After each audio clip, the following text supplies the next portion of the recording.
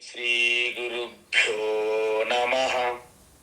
హరి ఓం. వసుదేవసుతం దేవం కంసచానూరమర్దనం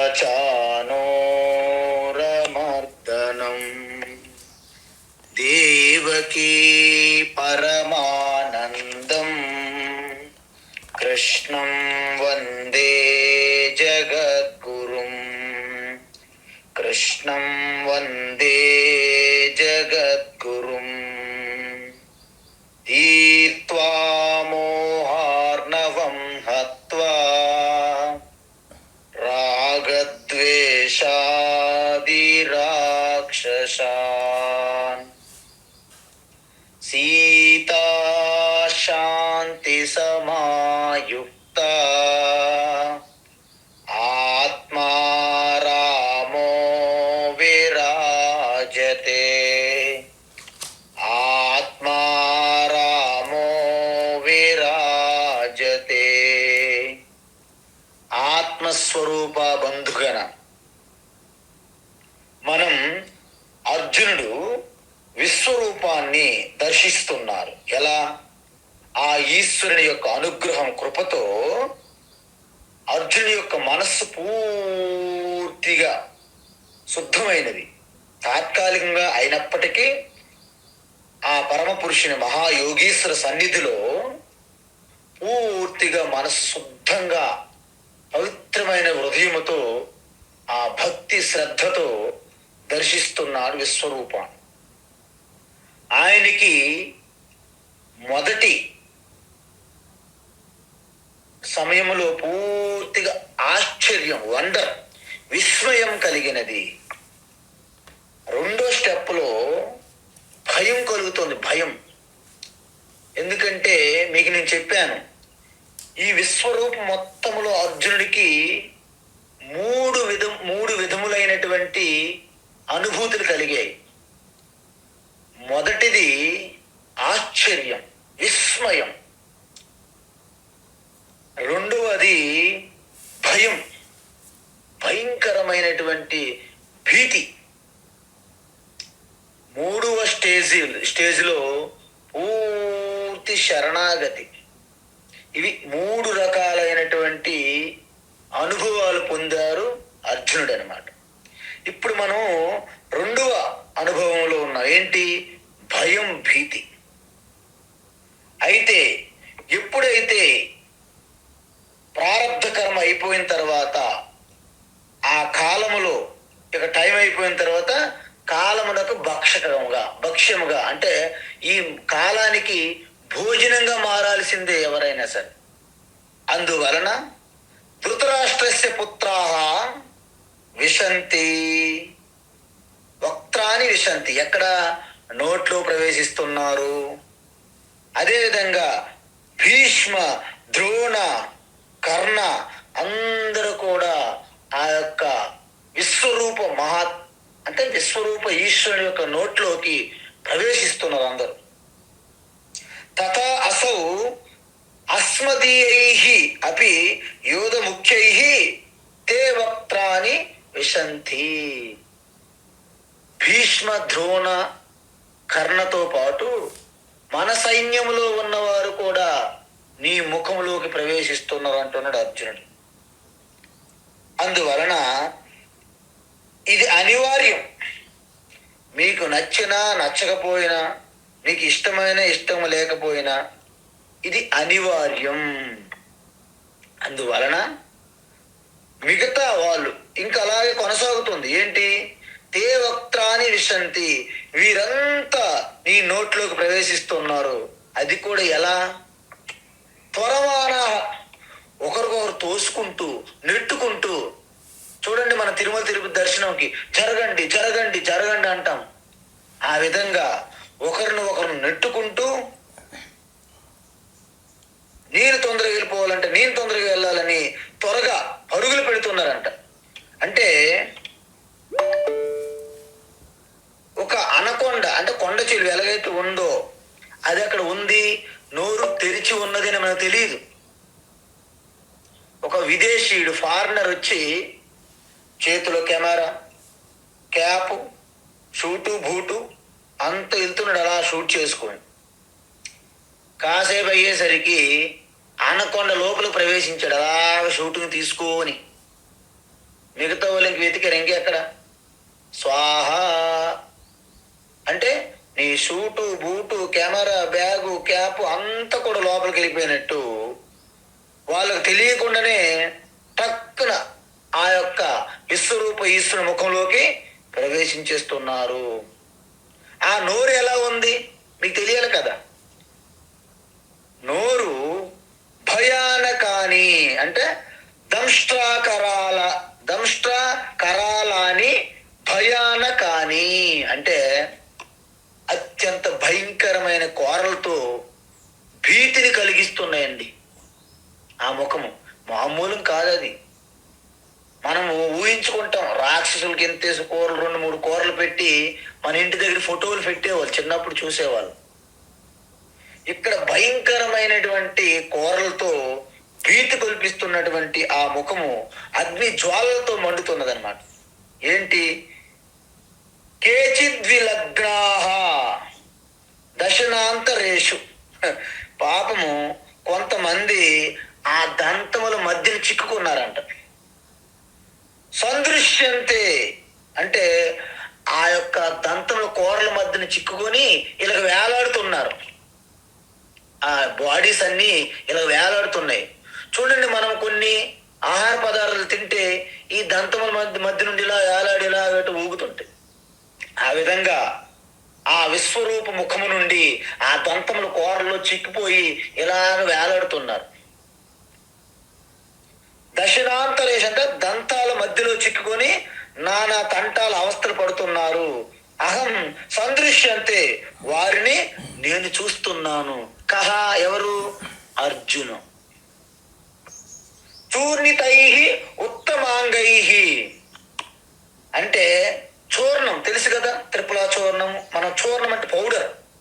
ఆ యొక్క పిండిగా పౌడర్గా అయిపోతుంది. ఏంటి? ఉత్తమాంగై. ఉత్తమాంగం అంటే శిరస్సులు. ఈ శరీరంలో ఉత్తమాంగం శిరస్సు అంటాం కదా. సో శిరస్సులు నుజ్జయి తర్వాత పౌడర్ అయిపోతుంది, త్రిపుల చూర్ణం లాగా. అంటే కొంతమందికి తల మాత్రమే నుజ్జు అయితే, కొంతమందికి పాదాలు, కొంతమందికి చేతులు, సర్వం కూడా నుజ్జు అయిపోతున్నది అని చెప్తాం. అందువలన మనం ఒకటి గమనించాలి. మన శరీరంలో చూడండి, కొంతమందికి కాళ్ళు అరిగిపోతాయి, కొంతమందికి చెవులు, ముక్కు, నోరు ఇవన్నీ పనిచేయవు, కళ్ళు పనిచేయవు, నానా కిడ్నీలు, లంగ్స్, అనేక అవస్థలు ఇవన్నీ కూడా జీర్ణావస్థలో ఉన్నాయి. జీర్ణమైన వస్త్రము, జీర్ణమైన శరీరం అంటాం మనం. ఇదంతా కాలంలోకి మనం వెళ్ళిపోతున్నాం అన్నమాట అర్థం. అందువలన మనం ఏదైతే తప్పించుకోవడానికి వీలు కాదో దాన్ని నవ్వుతూ స్వీకరించడమే మన కర్తవ్యము. అయితే విశ్వరూప ఈశ్వరుని ముఖములోకి ఎలా ప్రవేశిస్తున్నారని చెప్పడానికి అర్జునుడు ఒక 2 ఉదాహరణలు చెప్తున్నాడు ఇక్కడ. ఏంటి? 2 ఉదాహరణలు, దృష్టాంతాలు.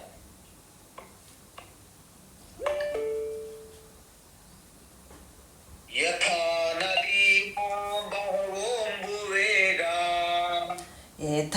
నదీనాం బహవోంబువేగాః యథా నదీనాం బహవోంబువేగాః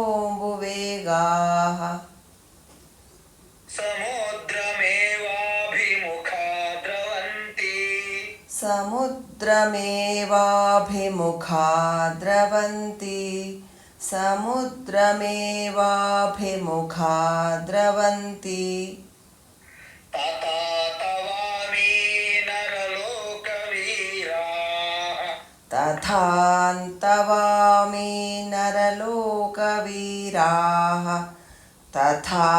తథాంతవామి నరలోకవీరాః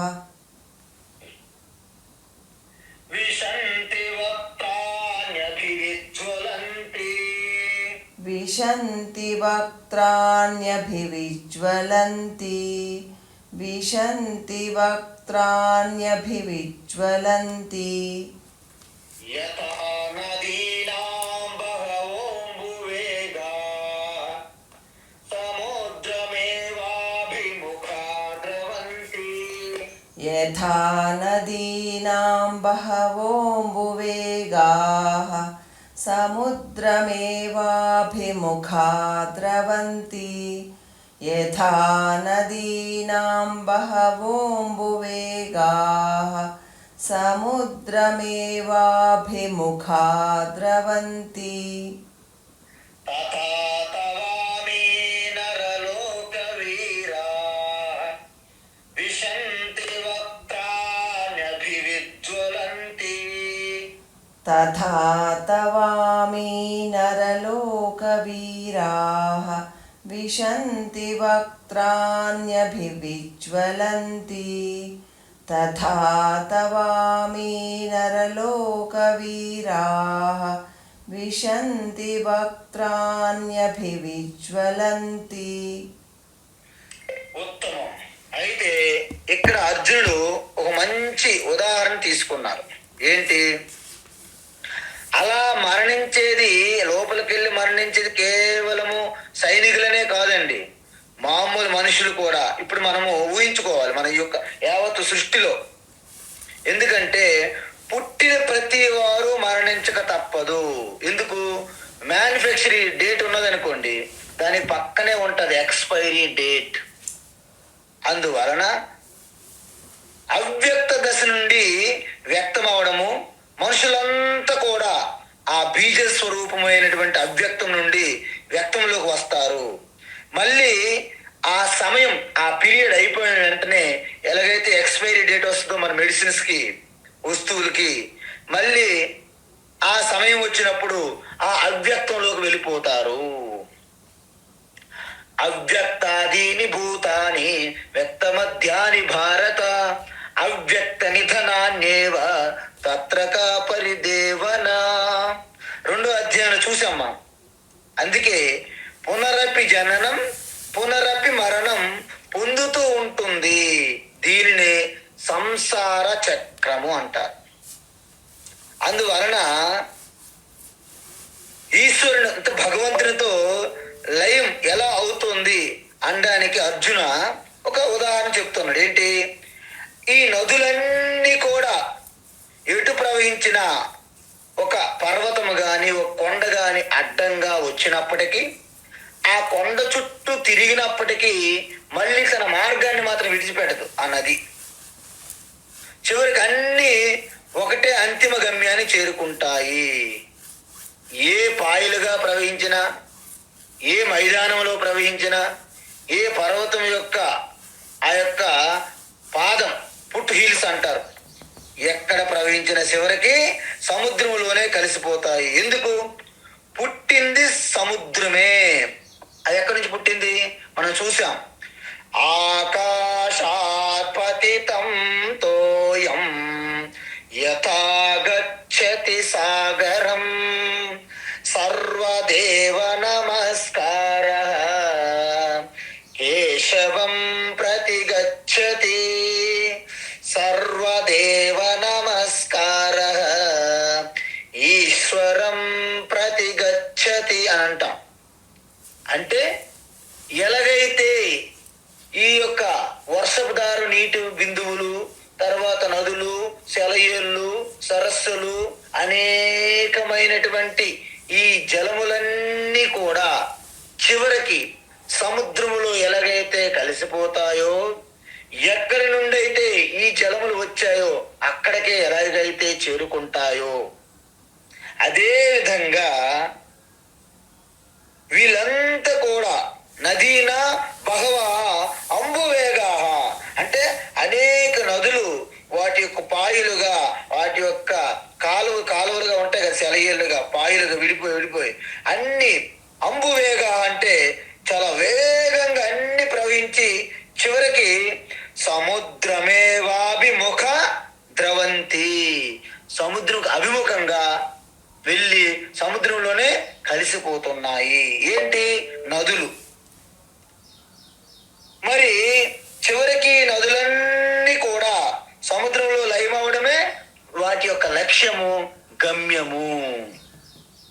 అందువలన తత అదే విధంగా అమి అంటే ఈ నరలోక వీరాహ అంటే ఎవరైతే మొత్తం యుద్ధానికి సిద్ధమై వచ్చారో ఈ వీరులందరూ కూడా, ఈ మనుషులు మానవ వీరులు వీళ్ళందరూ కూడా నీలో నదులే ఎలాగైతే సముద్రంలో కలుస్తున్నాయో వాళ్ళందరూ వచ్చి నీలో కలుస్తున్నారు. ఈ నీలో అంటే ఎవరు? విశ్వరూపు ఓ పరమాత్మ, ఓ భగవంతుడా, నీలో వీళ్ళందరూ వచ్చి పరుగు పరుగున వచ్చి నీలో కలిసిపోతున్నారు. వీళ్ళందరికీ రక్షణ కవచాలు ఉన్నాయి. అందుకే మీకు ఎన్ని రక్షణ కవచాలున్నా, మీకు ఎన్ని బుల్లెట్ ప్రూఫ్లున్నా, కారులున్నా, మీకు ఎన్ని రివాల్వర్లు గన్నులున్నా, మీకు ఎన్ని రక్షణ ఇన్సూరెన్సులున్నా, టైం వచ్చినప్పుడు ఏ ఇన్సూరెన్స్ ఆపదు, ఏ బుల్లెట్ ప్రూఫ్ ఆపదు, ఏ కవచం ఆపదు. మీ టైం వచ్చినప్పుడు పూర్తి అవ్వాల్సిందే. అందువలన అంత్యకాలం సమీపించినప్పుడు ఎవరు తప్పించలేరు. అందువలన మృత్యు మన ముందు ఎప్పుడైతే డోర్ ఓపెన్ చేసిందో ఇక ఏ కవచము పనిచేయదు. అందుకే అభిమన్యుడు పద్మవ్యూహంలోకి వెళ్ళేటప్పుడు అర్జునుడు లేడు, నలుగురు పాండవులు ఉంటారు. అంటే అర్జునుడు లేని సమయంలో నలుగురు పాండవులతో సహా అందరూ కూడా నన్ను ఎదిరించకుండా నా కనుసన్నల్లో నా చేతిలో పరాజయం అవ్వాలి అని వరం పొందాడు. ఎవడు? సైంధవుడు. ఆ సమయంలో పాండవులు నలుగురు ఉన్నారు కానీ వాళ్ళు పరాజయం పొందారు. వారు అంటారు, పుత్ర ఇది మోసము అనిపిస్తుంది, నువ్వు వెళ్ళొద్దు, తిరిగి వచ్చే అంటాడు ధర్మరాజు. కానీ ఆయన అంటాడు, మృత్యుదేవత ఆల్రెడీ సిద్ధంగా ఉన్నది, నేను వెనక్కి వచ్చినా నేను చనిపోతాను, ముందుకెళ్ళినా చనిపోతాను. అలాంటప్పుడు వెన్ను తిరిగి యుద్ధంలో వెన్ను తిరిగి నేను అత్యంత అపకీర్తి పొందడం కంటే ముందుకెళ్ళి ఆ కీర్తి పొందడమే నాకు ఇష్టము అని అభిమన్యుడు ముందుకి వెళ్ళాడు. ఎందుకు? ఆయన వెనక్కి తిరిగినా పోతాడు, ముందుకెళ్ళినా పోతాడు. ఎందుకంటే టైం అయిపోయింది కాలంకి. అందువలన ఈ వీరులంతా కూడా విశంతి వక్త్రాన్ని నీ నోట్లోకి ప్రవేశిస్తున్నారు. ఎలా ఉన్నాయి అనోళ్ళు మనం చూసాం. అభివిజ్వలంతి భయంకరమైనటువంటి ఆకాశానికి అందుతున్నటువంటి ఆ అగ్ని జ్వాలలతో మండిపోతుంది. ఆ నోటి నుండి, ఆ నాలుక నుండి అగ్ని జ్వాలలు వస్తున్నాయి. ఆ కోరలు వచ్చేసి ఒక ఏనుగు తొండల్లాగా ఉన్నాయన్నమాట. భయంకరమైన కోరలతో, ఆ భయంకరమైన భీతి గొలిపే ఆ అగ్ని జ్వాలలతో ఉంది ఆ నోరు. దాంట్లో ప్రవేశిస్తున్నది. ఇంకొక ఉదాహరణ కూడా ఇస్తున్నాడు అర్జునుడికి. ఈ నదులు సరిపోక ఇంకొకటి కూడా చెప్తున్నాడు. ఏంటది? యథా ప్రదీప్తం జ్వలనం పతంగా, యథా ప్రదీప్తం జ్వలనం పతంగాః, యథా ప్రదీప్తం జ్వలనం పతంగాః, విశంతి నాశాయ సమృద్ధ వేగాః, విశంతి నాశాయ సమృద్ధ వేగాః, విశంతి నాశాయ సమృద్ధ వేగాః, తథైవ నాశాయ విశంతి లోకాః, తథైవ నాశాయ విశంతి లోకాః, తథైవ నాశాయ విశంతి లోకాః, తవాపి వక్తాని సమృద్ధ వేగాః, తవాని వక్త్రాని సమృద్ధ వేగాః, తవాపి వక్త్రాని సమృద్ధ వేగాః, యథా ప్రదీప్తం జ్వలనం పతంగాః, విశంతి నాశాయ సమృద్ధ వేగాః, యథా ప్రదీప్తం జ్వలనం పతంగాః, విశంతి నాశాయ సమృద్ధవేగాః యథా ప్రదీప్తం జ్వలనం పతంగాః విశంతి నాశాయ సమృద్ధవేగాః తథైవ నాశాయ విశంతి లోకాః తవాపి వక్తాని సమృద్ధవేగాః తథైవ నాశాయ విశంతి లోకాః తవాపి వక్త్రాణి సమృద్ధవేగాః తథైవ నాశాయ విశంతి లోకాః తవాపి వక్త్రాణి సమృద్ధవేగాః. ఉత్తమం. ఈ ఉదాహరణ కూడా చాలా బాగుంది. ఏంటంటే మనకి రాత్రిపూట మనం ప్రయాణించామనుకోండి, ఏదైనా ఒక క్యాంప్ వెళ్ళేటప్పుడు మీ అందరికీ అనుభవంలోకి ఉంది ఈ విషయం. మనం కారులో వెళ్తుంటాం, ఒక్కొక్కసారి చిన్న వర్షం పడి ఆగుతుంది. ఈ మిడతలు అనేక పురుగులు వచ్చి మన యొక్క కారు ఆ లైట్ చూసి అద్భుతం అద్భుతం ఏదో తినాల్సిన పదార్థం అనుకుంటూ అత్యంత వేగంతో వచ్చి మన కారుని ఢీకొట్టాయి. ఆ యొక్క ప్రకాశంలో ఢీకొని అన్ని చనిపోతుంటాయి. మనం ఉదయం పూట మన కారు చూస్తే అంత ఒక రకమైనటువంటి రక్తసిక్తంగా అనిపిస్తుంది. అదేవిధంగా మనం ఒక పెద్ద భోగి మంటలు వేసేటప్పుడు అనేకమైనటువంటి మిడతలు వచ్చి ఆ ఆకర్షణకి లోనయ్యి అవి వచ్చి ఆ మంటలో పడి స్వయంగా తన నాశనాన్ని కోరుకుంటున్నాయి. వాళ్ళు పరుగులు తీసి వస్తాయి మళ్ళీ ఆ మంటలో పడ్డానికి. అందుకే శంకరాచార్య చెప్పారు, ఈ మిడతలు అనేవి ఈ రూపానికి బానిసలైపోయి తన నాశనాన్ని కోరుకుంటున్నాయి. శబ్దాది పంచభిరేవ పంచ పంచత్వమాపు సుగుణేన కురంగమాతంగ పతంగమేనా భృంగానరాభి పంచిత కిం అన్నాడు. భృంగానరభి పంచిత కిం అంటే ఈ యొక్క జింక అంటే లేడి శబ్దములకు బానిసైపోయి ఆ వేటగాడి పన్నెండినటువంటి మ్యూజిక్ కి అలాగా ఆకర్షణీయంగా వెళ్ళి వలలో పడిపోతుంది. అక్కడ పెట్టినటువంటి ఒక ఆడ ఏనుగు బొమ్మ చూసి అది నిజమైన ఏనుగని రాసుకొని గుద్దుకొని ఇలా ఉండడానికని ఏనుగా పరుగుని వెళ్ళి ఆ గోతులో పడిపోయి నాశనం అయిపోతుంది.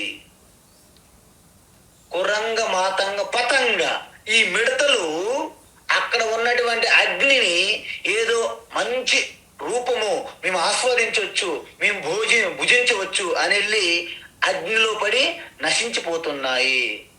అదేవిధంగా ఇది మధుమచ్చికలు ఉంటాయి కదా అండి, అదేవిధంగా చేపేమి ఆ చిన్న వానపం పెడతాడు ఆ గేల ముళ్ళుకి, ఏదో మాంసఖండం తినేద్దామని వెళ్ళి ఆ గేల ముళ్ళు తగులుకొని ఆ చేపలు పట్టేవాళ్ళకి దొరుకుతుంది చేప.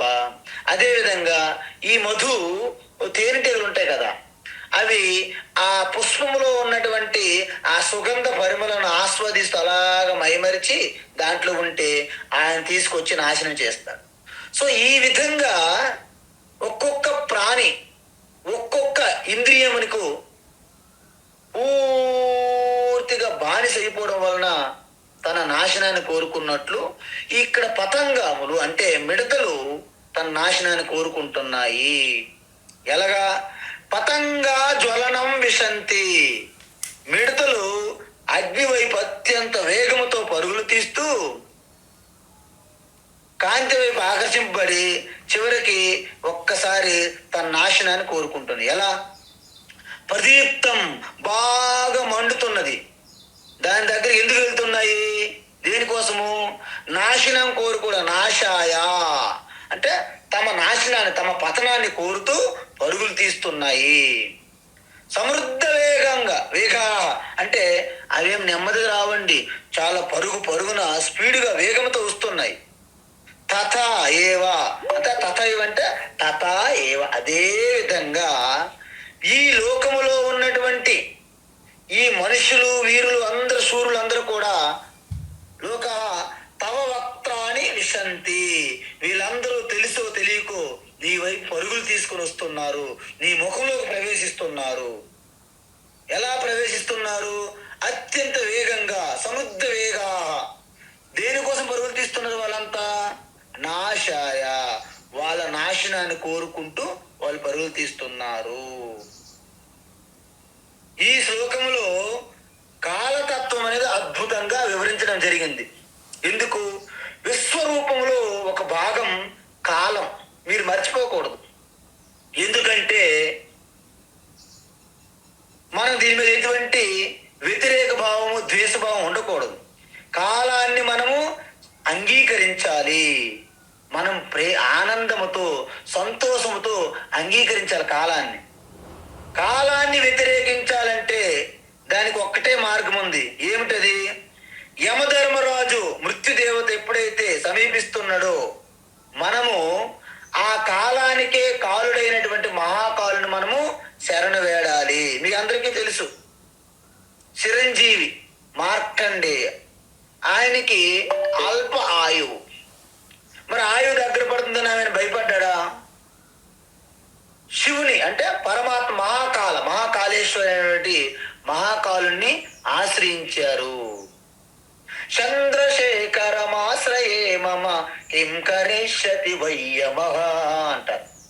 ఆ మహాకాలుని ఆశ్రయించినప్పుడు కాలుడు కూడా ఏమి చేయలేకపోయాడు.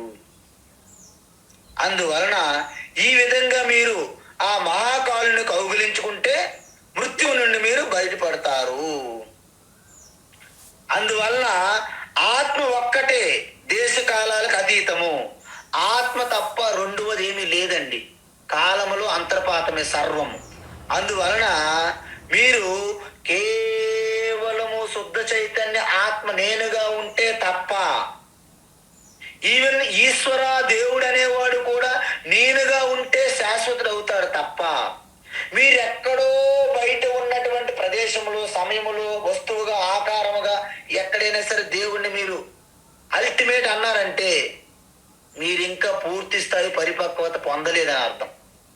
ఎందుకంటే మనం ఎక్కడికైనా వెళ్ళండి ప్రపంచంలో, చారుగాములు, అమరనాథు, కైలాసం, ముక్తినాథు, పశుపతినాథు, రామేశ్వరం, వెంకటాచలపతి బాలాజీ, మనకి శ్రీశైలం, చిదంబరం, రంగనాథ, ఎక్కడికి వెళ్ళినా, భూమండలంలో, విశ్వంలో, పంచభూతంలో, అంతరిక్షంలో ఎక్కడికి వెళ్ళినా ఆ ఈశ్వర చివరికి ఆత్మస్వరూపంగా మీ హృదయములో లబ్డబ్ లబ్డబ్ గుండె చప్పుడు వెనక ఉన్నటువంటి స్ఫురణగా మీరు ఎప్పుడైతే తెలుసుకోరో అంతవరకు సగం సగము, కొంత వరకు ఈశ్వరుని మీరు పూజించినట్టే లెక్క. అందువలన మీ గుండె చప్పుడు వెనక ఉన్నటువంటి ఆ చప్పుడు వెనక ఉన్నటువంటి అనుగ్రహం ఏదైతే ఉందో ఆ ఎరుకయే, ఆ స్ఫురణయే, అదే శాశ్వతమైనటువంటి ఈశ్వర, అదే భగవంతుడు, అదే వేదములలోను, ఉపనిషత్తుల్లోను, సర్వశాస్త్రములు చెప్పినటువంటి ఆఖరి తత్వం. తత్ త్వము. తత్వం అంటే ఏంటండి? తత్ ఆ పరమాత్మ, త్వం నువ్వే అయి ఉన్నావు, తత్వమసి అది అంటారనమాట. ఆత్మ శరణాగతి లేదా మీ యొక్క స్వరూపం యొక్క జ్ఞానం ఒక్కటే దీనికి మార్గము. ఆత్మ నుండి మనం దూరంగా ఉన్నన్నాళ్ళు దేశము, కాలాన్ని, ఈ పరిస్థితిని మనము అంగీకరించక తప్పదు. ఇది గొప్ప మెసేజ్ ఈరోజు మీకు. అందువలన కాలము కూడా ఈ విశ్వరూప ఈశ్వరులో ఒక భాగమే, అంతర్పాతమే. ఎందుకు? దేశము, కాలం కూడా సృష్టితో పాటే వస్తాయి, జగత్తో పాటే వచ్చి జగత్తో పాటే లయమవుతుంటాయి. మళ్ళీ జగత్తు మళ్ళీ సృష్టి అయింది అనుకోండి, దేశము కాలం కూడా సృష్టి అవుతాయి. జగత్తు లయమైంది అనుకో ప్రళయంలో, దేశము కాలం కూడా ప్రళయం అవుతాయి. ఈ విషయం మీకు ఎలా తెలుసు స్వామి అని మీరు అడగాలి నన్ను పట్టుకొని. మీరు దగ్గర లేరు కానీ దగ్గరుంటే అడగొచ్చు, గడ్డం పట్టుకొని కూడా లాగొచ్చు, అడగవచ్చు. ఎలా అంటే మనం ప్రతిరోజు గాఢ నిద్ర సుషుప్తిలోకి వెళ్తున్నాము, నిద్రావస్థలోకి. నిద్రలోకి వెళ్ళేటప్పుడు బాహ్య ప్రపంచంలో వస్తువులన్నీ కూడా లయమైపోతున్నాయి.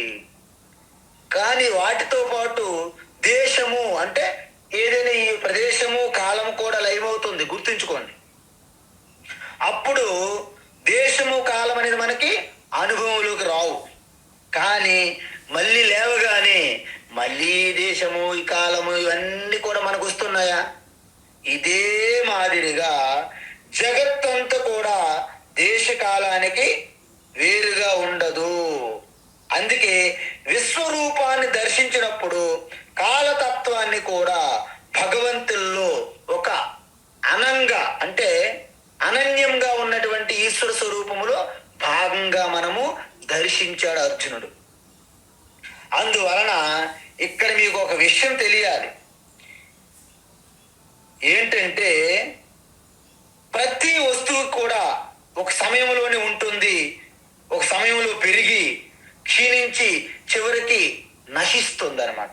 అందుకే అస్థి జాయతే వర్ధతే విపరిణమతే అపక్షీయతే వినశ్యతి 6 రకాలైనటువంటి వికారాలు చెప్పారు శాస్త్రములు. అందువలన ఈ కాలతత్వం ప్రతి వస్తువు యొక్క సృష్టి స్థితి లయలుగా అంతర్లీనంగా మనతో పాటు ఉంది. అందుకే ప్రతి క్షణం కూడా మనకు ఒక నిమిషం కూడా నీ ఆయువు అయిపోయింది. ప్రతి నిమిషం అండి, ఎన్ని కణాలు చనిపోతున్నాయో, ఎన్ని కణాలు పుడుతున్నాయో, నిరంతరము జన్మ మృత్యు జరుగుతూనే ఉన్నది. మనం దాన్ని గమనించట్లేదు. కానీ అందువలన కనపడినటువంటి సర్వవ్యాపకమైనటువంటి అంతర్లీనమైనటువంటి మనతో పాటు మన ప్రకృతిలో మన స్వభావంలో భాగమైనటువంటి భగవంతుని నోళ్ళుగా చూపించడం జరిగింది. అందుకే ఈ కాలతత్వాన్ని విశ్వరూప ఈశ్వరుని యొక్క నోరుగా ఇక్కడ చూపెట్టడం జరిగింది అనమాట మనకి. అయితే కాలంకి 2 శక్తులు ఉన్నాయి. ఏంటి అంటే సృష్టించే శక్తి, అంటే ప్రోడక్ట్ తయారు చేసే శక్తి, దాన్ని నాశనం చేసే శక్తి. సృష్టించే శక్తి చూస్తే ఎవరు భయపడరు, ఆనందమే. బిడ్డ పుట్టారనుకోండి, ఎవరైనా భయపడతారండి? ఆహా మంచిదండి, బిడ్డ మంచి పుట్టారు కదండి, మంగళమో మంగళం. అందువలన జన్మదినం ఉత్సవాలు చేసుకుంటాం మనం. అందువలన కేవలము సృష్టిలో మనం తప్పించుకోలేని ఒక సగభాగం మాత్రమే మనం మంగళంగా భావించి, ఓకే, మిగతా భాగం ఏదైతే ఉందో దాన్ని అమంగళంగా చూడడము మన పొరపాటు. అందువలన అర్జునుడు ఉన్నది ఎక్కడండి? రణరంగంలో. అంటే కాసేపట్లో యుద్ధం ప్రారంభమవుతుంది. అక్కడ ఏమవుతుంది? రక్తపాతం తప్ప ఇంకేం ఉండదు. అందువల్ల కాలతత్వం యొక్క నాశనం శక్తి, అంటే నాణ్యం యొక్క 2వ వైపు చూస్తున్నాడు, మొదటి వైపు చూడలేకపోతున్నాడు ఆయన. సో కాలతత్వానికి నోరుగా చూసాం. ఈ కాలం అనేది ఈశ్వరునికి నోరు. అందువలన అర్జునునికి పూర్తిగా ఇంకా పరిపక్వత లేదు. ఒకవేళ ఉన్నది అనుకుందాం, చావు పుట్టుకలు కూడా ఈ యొక్క ఈశ్వరుని యొక్క విశ్వరూపానికి 2 వైపులు ఉన్నటువంటి నాణ్యములు లాంటివి. అప్పుడు చావు కూడా మంగళమే అనిపిస్తుంది కదా. సపాటు ఎటు లేదు పాటైనా పాడు బ్రదర్, రాజధాని కాదు ఋషికేశ్ నగరములో చావు కూడా పెళ్లి లాంటిదే బ్రదరు అన్నారు అనమాట మన వాళ్ళు సాధులు. ఎందుకు? అక్కడ ఎవరు చనిపోతే ఎవరు ఏడ్చే వాళ్ళు ఉండరండి. ఆనందం నిజంగా చెప్పాలంటే మాకు. ఎందుకంటే మంచి షోడశి బండార ఏర్పాటు చేస్తారు, అద్భుతమైనటువంటి ఫీస్ట్ ఉంటుంది, బడా దావత్తు పెడతారు. అందువలన ఆయనకి ఏముందండి, అంతకుముందే పరమాత్మ స్వరూప నిష్ఠలో ఉన్నారు. ఈ పంచభూతములో ఈ యొక్క ప్రారంభం అయిపోయినది, పంచభూతాల్లో ఈ యొక్క శరీరం అన్ని కలిసిపోయినాయి. హరహర నమ పార్వతీపతయే శంభో శంకర్ అని ఒక్కసారి ఆ గంగలోనో లేకపోతే భూమిలోనో పాతి పెట్టడము ఏదో పని చేసేస్తారు. దానికి బాధపడము అందులో అశుభం ఏమున్నది? అంతా శుభమేగా. శుభం భూయాత్ అంటాం మేము. ఏదైనా సరే ఒక స్వామీజీ ఎవరైనా బకెట్ తన్నేస్తే శుభం భూయాత్, అంతా మంగళమే అంటాం మేము. వాస్తవాన్ని ప్రతి ఒక్కరు మంగళంగా భావించాలి. కానీ మనము ఎవరైనా బకెట్ తన్నారంటే ఆ బకెట్ ఎంత రేటు, ఎందుకు తన్నాడు, ఎప్పుడు తన్నాడు, ముహూర్తాలు చూస్తున్నాం మనం. అది అది పగిలిందా లేదా అని. ఎలాగ పగిలినా ఒకటే. ప్రాణాలు ఏ విధంగా పోయాయి, పైనుండి పోయాయి, కింద నుండి ఎలాగపోయినా అది అంత ప్రకృతి. మీరేం కంగారు పడకండి. అందువలన ఆ బాడీని మనము ఎంత అలంకరించినా, డెడ్ బాడీ దాన్ని అలంకరించినా ఒకటే, బయట పడేసినా ఒకటే అంటారు శాస్త్రంలో. అందువలన జీవితం గురించి పూర్తిగా అవగాహన ఉంటే మనం చావు పుట్టుకలను రెండు సమదృష్టితో చూడగలుగుతాము. చావు ఒక్కటే అమంగళము, పుట్టుక మంగళము అంటే తప్పు. అప్పుడు ఏం చేయాలి మనము? పుట్టుక మీరు మంగళం అనుకుంటే చావు కూడా మంగళమే. సరే, అలాగ మేము కుదరదు స్వామి, అలాగ అనుకోలేము. అలాంటప్పుడు చావు అమంగళమైనప్పుడు పుట్టుక కూడా అమంగళమే. అందుకే ఇక్కడ ఏం చెప్తారు? పునరపి జననం పునరపి మరణం పునరపి జనని జఠరే శయన ఇహ సంసారే బహుదూస్తారే కృపయా పారే పాహి మురారే భజ గోవిందం భజ గోవిందం గోవిందం భజ మూఢమతే అంటారు. అందువలన మీరు అనుకునేటట్టు అర్ధజరీ న్యాయం ఉండదు. లేదండి, ఇక్కడ ఈ భుజముల నుండి పై భాగము జస్ట్ 26 సంవత్సరాలు మా పాపకి, కింద మాత్రం 46 సంవత్సరాలు. అలా ఉండదు ఎక్కడ. సగం ముసలితనము, సగం యవ్వనము, సగం పండడము, సగం కాయ. కొంతమంది అన్నారంట, ఒకటేమో గుడ్డే ఇప్పుడే పొదుగుతుంది, సగభాగం ఆమ్లెట్ వేయండి ఈ కాలంలో అన్నారంట. అదేమైనా వీలవుతుందా? వీలు కాదు. అందువలన మనం చావుని అమంగళం అంటే పుట్టుకను కూడా అమంగళం అనాలి. మనం పుట్టుకని మంగళం అంటే చావు కూడా మంగళమే. ఆ విధంగా తీసుకుంటేనే మనము బయటపడతాము. అందువలన ఇక్కడ విచిత్రం ఏమిటంటే ప్రతి ఒక్కటి రెండు మార్గాలు మనకు ఉన్నాయి. ఈ జగత్తంతా కేవలము మాయా మిథ్య రూపంలో మీరు దర్శిస్తారా? లేకపోతే రెండో మార్గం ఒకటి ఉంది. జగత్తంతా కూడా ఈశ్వరమయము బ్రహ్మమయము జగత్తు మంగళకరంగా మీరు అంగీకరిస్తారా? అది మీ ఇష్టం. రెండు మార్గాలు ఉన్నాయి, వేరే మార్గం ఏం లేదు. అందువలన ఈ రెండు మనం తెలుసుకోవాలి. ఇప్పుడు దీన్ని బట్టి మీరు చెప్పండి, ఎవరైనా సరే చనిపోయేటప్పుడు ఈశ్వరుడు దానికి మనలాగా ఓదారుస్తారా, సానుభూతి ప్రకటిస్తారా? లేదు. ఆయన ఎటువంటి ఆనందిస్తాడు అనేదే తర్వాత శ్లోకంలో ఉన్నది. అది చెప్పడానికే మీకు ప్రిపేర్ చేస్తున్నా, రెడీ చేస్తున్నా. లేకపోతే ఏంటండి దేవుడు ఇంత కఠోరమైన వాడని మీరు నిందలేస్తారు. కాబట్టి ఈశ్వరుని యొక్క స్వరూపం, ఆయన స్వభావం మీకు తెలియాలి. అందుకే ఈశ్వరుడు యొక్క స్వరూపం స్వభావం మీకు తెలియాలంటే ఆయన మన యొక్క జననం గాని మరణం గాని రెండు సమదృష్టిగా దర్శిస్తారు. మహాత్ములు ఎలాగైతే దర్శిస్తారో ఈశ్వరుని దృష్టిలో కూడా రెండు సమానమే. అందుకే వేదాంతం స్వర్గలోకాన్ని కూడా అమంగళంగా సంసారంగానే వర్ణిస్తుంది. ఎందుకు? అక్కడికి వెళ్ళాక ఇక భోగాల్లో నిండిపోయి ఆ ఈశ్వరుని శరణం స్మరించడం మర్చిపోతారు. అందువలన మనకున్న సమస్య ఏమిటి? మనం పుట్టుకని మంగళంగా చూస్తున్నాము, చావుని అమంగళంగా చూస్తున్నాము. అంటే నాణెములో ఒక్క బొమ్మే ఉండాలి, బొరుసు ఉండకూడదు అనడం ఏమైనా వీలవుతుందా? మనలో ఏకపక్షవాదన ఉన్నంత వరకు ఈ జగత్ అంటే మనము భయంతో కంపించిపోతాము. అందుకే మనకు మిత్రులే కావాలి, మనకంత మంచిగా జరగాలి, మనలో ఎప్పుడు నవ్వుతూ సుఖం సంతోషంగానే ఉండాలి. మరి రెండో వాడి సంగతి ఏంటి? శత్రువుల సంగతి ఏంటి? బాగా ఎండలు మండిపోతున్నాయి, వర్షాలు వస్తే అమ్మో వర్షాలతో నింపేస్తుంది, మొత్తం వీధులు నిండిపోయినాయి. ఎప్పుడు కూడా ఒకవైపు ఉండదు, రెండు వైపులు ఉంటే ద్వంద్వాలే ఈ ప్రపంచం. ఈ ప్రపంచం యొక్క స్వరూపం ఏంటండి? ద్వంద్వాలు. శీతము, ఉష్ణము, సుఖము, దుఃఖము, జయము, పరాజయము, మంచి చెడు, పుణ్యం, పాపం, ఇవి ద్వంద్వాలు అంటారు. రెండింటినీ కూడా మీరు అంగీకరించాలి, లేకపోతే రెండింటిని మీరు త్యజించాలి. రెండింటిని త్యజించాల్సి వస్తుంది. నా పుణ్యం నా పాపం, లేదండి నాకు పుణ్యం కావాలి, పాపం వద్దు, కుదరదు. మీకు కావాలంటే రెండు తీసుకోవాలి, లేకపోతే రెండు విడిచిపెట్టాలి.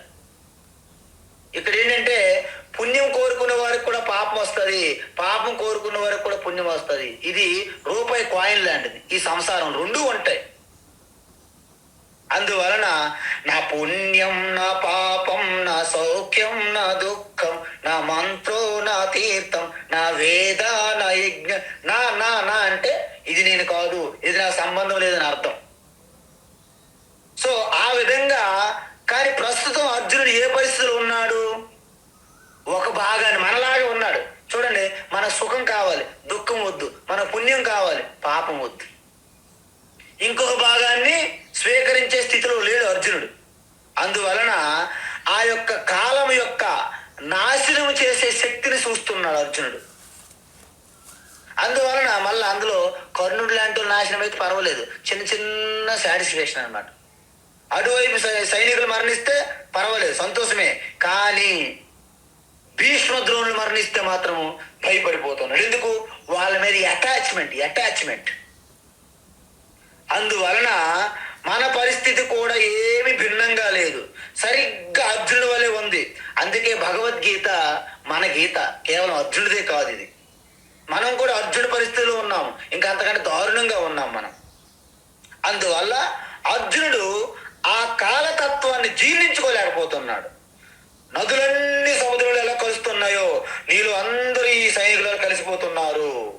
మిడతలన్నీ వెళ్ళి ఎలాగైతే అగ్నిలో పడిపోయి నాశనం అయిపోతున్నాయో వీళ్ళందరూ వెళ్ళి నీలో నాశనం అయిపోతున్నారు. అయితే ఇక్కడ ఒక విషయం గమనించాలండోయ్, వీరందరూ నీలో నాశనం అయిపోతుంటే మరి ఈశ్వరుని యొక్క స్వభావం ఏంటి, ఆయన యొక్క స్పందన ఏంటి, ఆయన స్థితి ఏంటి ఇప్పుడు చెప్తున్నారు. ఏంటంటే లేలిష్యసేగ్రసమానః సమంతాత్, లేలిష్యసేగ్రసమానః సమంతాత్, లోకాన్ సమగ్రాన్ వదనైర్జ్వలద్భిః, లోకాన్ సమగ్రాన్ వదనైర్జ్వలద్భిః, లోకాన్ సమగ్రాన్ వదనైర్జ్వలద్భిః, తేజోభిరాపూర్య జగత్సమగ్రం, తేజోభిరాపూర్య జగత్సమగ్రం, తేజోభిరాపూర్య జగత్సమగ్రం, భాసస్తవోగ్రాః ప్రతపంతి విష్ణో,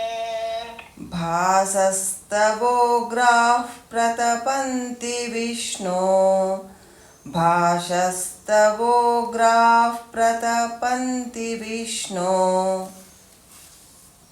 లేలిష్యసేగ్రసమానః సమంతాత్, లోకాన్ సమగ్రాన్ వదనైర్జ్వలద్భిః, లేలిహ్యసేగ్రసమానః సమంతాత్, లోకాన్ సమగ్రాన్ వదనైర్జ్వలద్భిః, లేలిహ్యసేగ్రసమానః సమంతాత్, లోకాన్ సమగ్రాన్ వదనైర్జ్వలద్భిః, తేజోభిరాపూర్య జగత్సమగ్రం, భాసస్తవోగ్రాః ప్రతపంతి విష్ణో, తేజోభిరాపూర్య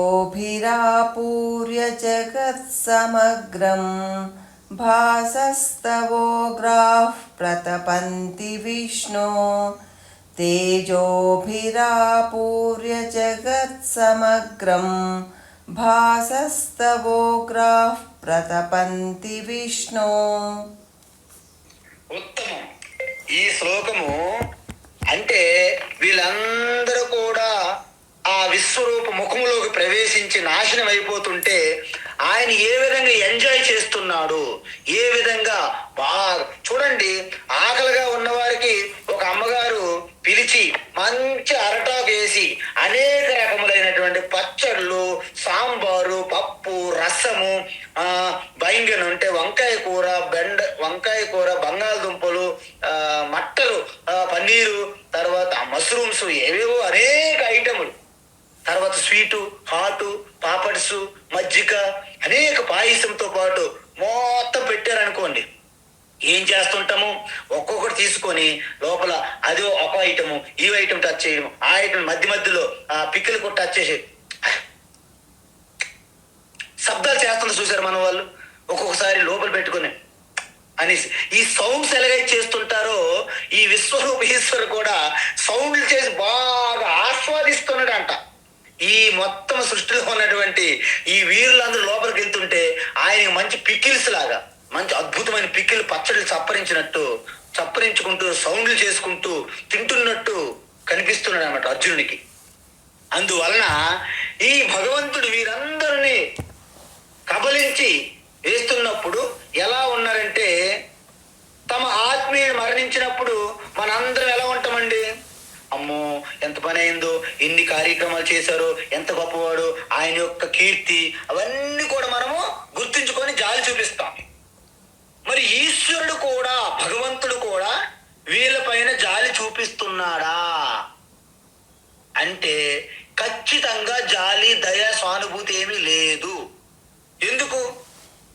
ఎందుకంటే ఈ పచ్చి నిజాన్ని మనం తెలుసుకోవాలి. ఎందుకు చూపెట్టట్లేదు ఈశ్వర భగవంతుడు అంటే, మనకు శాస్త్రాన్ని ఇచ్చారు, మనకు బుద్ధి ఇచ్చారు, మనకు వివేక జ్ఞానం కూడా కలిగించడానికి దదామి బుద్ధి యోగంతం అన్నారు. అంటే ఎవరైతే ఈశ్వర జ్ఞానాన్ని తెలుసుకోవడానికి గురు శాస్త్రాన్ని నేను ఇచ్చాను, అది తెలుసుకొని నన్ను ప్రీతితో భజిస్తే ఆ స్వరూప జ్ఞానంలో అంత స్పష్టమైపోతుంది. క్లీన్ గా ఉన్న అద్దములో ఎలాగైతే ప్రతిబింబం కనిపిస్తుందో అలాగన్నీ కూడా వాళ్ళకి తెలిసిపోతాయి. పుట్టిన వ్యక్తి మరణించక తప్పదని, అది ఆది ఉన్నదానికి అంతం తప్పదు, అదేవిధంగా ఒక కాలంలో ఒక సమయంలో వచ్చేది మరో కాలంలో పోతుందని స్పష్టంగా తెలిసిపోయింది మనకి. జాతస్య ధ్రువో మృత్యు ధ్రువం జన్మ మృతస్య చ. చనిపోయినాడు మరణం తప్పదు, మరణించిన వారి జన్మ తప్పదు, ఇది ఖచ్చితం అని చెప్పేశారు ముందే శాస్త్రం. మరి ఇవన్నీ తెలుసుకొని కూడా మనం దేన్ని కూడా అంగీకరించట్లేదంటే మన అర్థం ఏంటి, మన అజ్ఞానం. అంటే మనం సిద్ధంగా లేము, అంటే మనము దుర్యోధనుడి వలె మూర్ఖంగా మనం వాదనలో ఉన్నాం అన్నమాట. అందువల్ల మనము మీరు ఎన్ని సెక్యూరిటీ భద్రతలు పెట్టుకున్నా, మీరు ఎన్ని ఎల్ఐసి పాలసీలు తీసుకున్నా, ఆ మంగళకరమైన మాటలు మాత్రము వినడానికి ఇష్టపడరు. కొంతమంది లైఫ్ ఇన్సూరెన్స్ తీసుకోవాలంటేనే భయపడతారు. ఎందుకండి, మేమైనా యాక్సిడెంట్లు పోతేనే అప్పుడు వస్తుంది అంటే మేము యాక్సిడెంట్ పోవాలని కోరుకుంటున్నారా, మాకెందుకు పాలసీ అంటారు. కాబట్టి ఇక్కడ విచిత్రం ఏమిటంటే, మనము కనీసం అది మాట్లాడడానికి కూడా మనం ఇష్టపడము. అంత ఒక వైపే మనము బ్రతుకుతున్నాం, రెండో వైపు మనము చూడట్లేదు. మరణం గురించి వినడానికి కూడా ఇష్టం లేక చెవులు మూసుకుంటే నష్టపోయేది ఎవరు, మనమే. శాస్త్రం ఎప్పుడూ దాని గురించి వినవద్దని చెప్పలేదు. అందుకే మరణము, చావుల గురించి మీరు చర్చ వద్దు అని ఎప్పుడు చెప్పదు. వివేక జ్ఞానముతో విచారించమని చెప్తుంది. అందువలన అర్థం చేసుకోకుండా మనము ఎవరైనా మన దగ్గర వారు మరణించినప్పుడు మనము శోకంలో మునిగిపోతాం. భగవంతునికి మన మీద జాలి లేదండి, కనీసం దయ లేదు అంటారు. మీరు నేర్చుకునే అవకాశం ఈశ్వరుడు మనకి ఇచ్చారు, కానీ మనం నేర్చుకోకుండా మనం నిరాకరించాము. కాబట్టి అది ఈశ్వరుని తప్పు కాదు. అందువలన మీరు చూడండి, ఎలాగైతే ఒక పెళ్లి భోజనం పెద్ద ధావత్తు పెడితే ఎలాగైతే మన చుట్టూ మన ముందున్నటువంటి అరటాకు మీద ఉన్నటువంటి వస్తువులు, పదార్థాలు ఎలాగైతే మనం ఆస్వాదిస్తామో, సరిగ్గా విశ్వరూప ఈశ్వర ఈ విధంగానే ఆస్వాదిస్తున్నారు. ఎలాగా అంటే సమగ్రాన్ లోకాన్ సమంతాగ్రస్తమానః అంటే ఏమిటండి, ఈ లోకములో ఉన్న కబలిస్తున్నది. సమంతాత్, సమంతాత్ అంటే మొత్తం సంపూర్ణంగా అన్ని వైపుల నుండి, అన్ని దిక్కుల నుండి, లోకాన్ సమగ్రాన్, గ్రసమాన అంటే భక్షిస్తున్నాడు, భుజిస్తున్నాడు అని అర్థం. దేనితో? జ్వలద్భిహి వదనైహి అంటే అగ్ని జ్వాలతో మండుతున్నటువంటి ఆ ముఖము, ఆ కోరలు, ఆ నోటితో భుజిస్తున్నారు. లేలీహెసే అంటే మధ్య మధ్యలో చప్పరిస్తున్నాడంట. అంటే ఏంటి? లేలీషియస్ అంటే మాటి మాటికి మధ్య మధ్యలో పికిల్స్ ఎలాగైతే చప్పరిస్తాం మనము, అలా చప్పరించుకుంటూ ఆహారాన్ని ఆస్వాదిస్తున్నాడంట. ఎలాగా? సమగ్రం జగత్ ఆపూర్య, ఆశ్రమంతా పూర్య అంటే కంప్లీట్ గా, ఓ ఈశ్వర, నీ నోళ్లలోని, నీ నోట్లోని అగ్ని జ్వాలలు లోపల ప్రవేశించే వారినే కాదు, జగత్ కూడా వ్యాపించినట్లున్నది. అంటే ఆ యొక్క అగ్ని జ్వాలలతో ప్రకాశిస్తున్నటువంటి ఆ ముఖము మొత్తం జగత్తంతా వ్యాపించినట్టు ఉన్నది. ఎలాగా? తేజోభిహి, నీ యొక్క అగ్ని జ్వాలలు అంతటా వ్యాపించి ఉన్నాయి. ఉగ్రాహ భాస, నీ అగ్ని జ్వాలల యొక్క వేడి, ఆ భయంకరమైన అగ్ని జ్వాలలు భాస అంటే ప్రకాశిస్తున్నాయి, ఉగ్రహ అంటే భయంకరంగా ఉన్నాయి. ఇదంతా కాలతత్వానికి చిహ్నం. కాలతత్వం అనేది మన వృద్ధాప్యులు మాత్రమే పట్టి పీడించదండి. ప్రతి క్షణం కూడా దాని ప్రభావం ఉంటుంది. ఒక గంట కూర్చుంటే లేవడానికి మనకు తెలుస్తుంది దాని కాలం యొక్క శక్తి ఏమిటో. సో కాలతత్వం అనేది తన వేడితో మనల్ని వండేస్తుంది అనమాట. అంటే మనల్ని వండుతుంది, బాగా వంటలో వేసి ఆ యొక్క సలసల సలసల కాగుతున్నటువంటి నూనెలో వేస్తే వడలు పూరి ఎలాగైతే తేలుతుందో, ఈ కాలం అనేది మన యొక్క రహస్యాన్ని, కాలతత్వం తెలుసుకోకుండా మనం ఉంటే ఆ కాలములో మనము రోస్ట్ అయిపోతామని అర్థం. అందువలన ప్రతపంతి, నీ ఉగ్ర రూపం అందరినీ తప్పింపచేస్తుంది. హే విష్ణు, చూసారా, సరిగ్గా సందర్భానికి అనుకూలంగా ఉన్నటువంటి పేరు పెట్టాడు అర్జున. హే విష్ణు, సర్వము వ్యాపించి ఉన్నటువంటి, సర్వము వివేష్టి ఇది విష్ణు, ఈ సృష్టి అంతా వ్యాపించి ఉన్నటువంటి ఓ విష్ణు, నీ యొక్క రూపము అత్యంత భయంకరంగా, ఉగ్రంగా, జ్వలనంతో మొత్తం జగత్తంతా అగ్ని జ్వాలలతో వ్యాపించి ఉన్నది అని కాలం యొక్క నాశనం శక్తిని గురించి వివరించాడు అర్జున. ఇప్పుడు అర్జునుడు తర్వాత ఒక ప్రశ్న వేస్తాడు. ఇంతకీ నువ్వెవరు అనే ప్రశ్న రేపటి క్లాసులో చూద్దాం. అద్భుతమైనటువంటి ప్రశ్న వేస్తారు, దానికి సమాధానం భగవాన్ చెప్తారు. అది రేపటి క్లాసులో చూద్దాం. హరి ఓం తత్సత్. సర్వం శ్రీకృష్ణార్పణమస్తు.